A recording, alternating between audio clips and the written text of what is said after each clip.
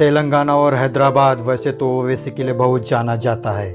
कहा जाता है कि हैदराबाद में ओवैसी का बोलबाला है, लेकिन एक शख्स है जिसके आगे ओवैसी ब्रदर्स की भी नहीं चलती है, और उस शख्स का नाम है टी राजा। नाम तो खूब अच्छे से सुना होगा। टी राजा अक्सर अपने विवादित बयानों के लिए जाने जाते हैं, लेकिन ये सच नहीं है। नमस्कार दोस्तों, मेरा नाम है सुनील और आप देख रहे हैं सत्ता की बात।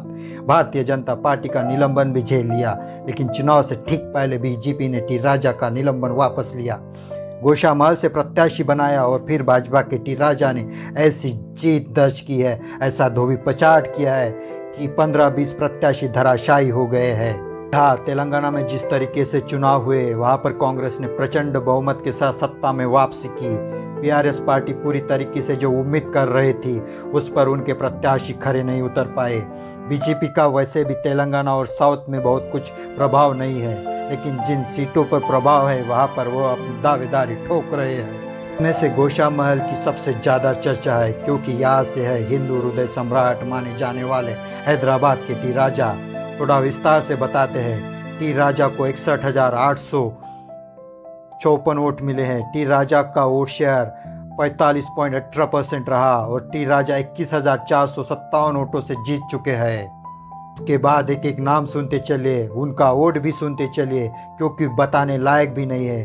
क्योंकि किसी को 200, किसी को 100 सीट और किसी का खाता भी नहीं खुला है, मतलब 100 सीट तक भी नहीं पहुंच पाए हैं। जैसे चंद्रशेखर राव गाजुला, उनको 75 के आसपास वोट मिले, और इसके अलावा श्रवण कुमार भूरा 293 वोट मिले।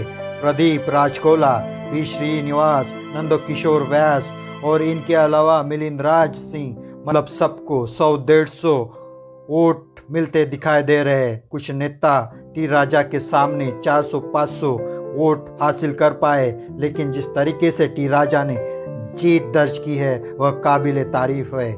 वह नंदकिशोर विकास की बात कर ले तो बीआरएस से है।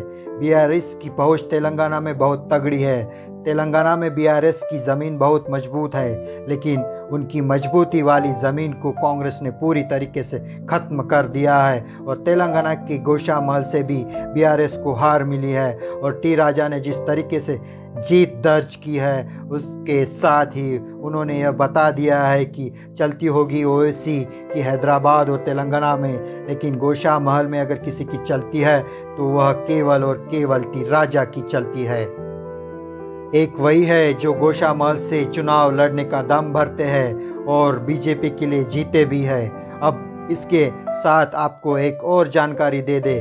कुछ दिन पहले आपने न्यूज़ पर एक खबर देखी होगी, टी राजा की बाइट आपने सुनी होगी, जिसमें वह बोल रहे थे कि ओवैसी ब्रदर्स की हिम्मत नहीं है कि वह टी राजा के सामने बोल सके। उन्होंने यह भी कहा था कि आज तक टी राजा के सामने वह अपना प्रत्याशी नहीं उतार पाए हैं, और इसका कारण यही है कि रिजल्ट जो आया है, अगर AIMIM का कोई प्रत्याशी होता तो असदुद्दीन ओवैसी की बड़ी फजीयत हो जाती। हालांकि बीआरएस पार्टी लड़ रही थी, वहां पर समर्थन था, लेकिन बीआरएस के भी प्रत्याशी कुछ कर नहीं पाए। यानी सीधी बात बोले तो टी राजा का कोई कुछ उखाड़ नहीं पाया, एक बाल भी टी राजा का कोई बाका नहीं कर पाया।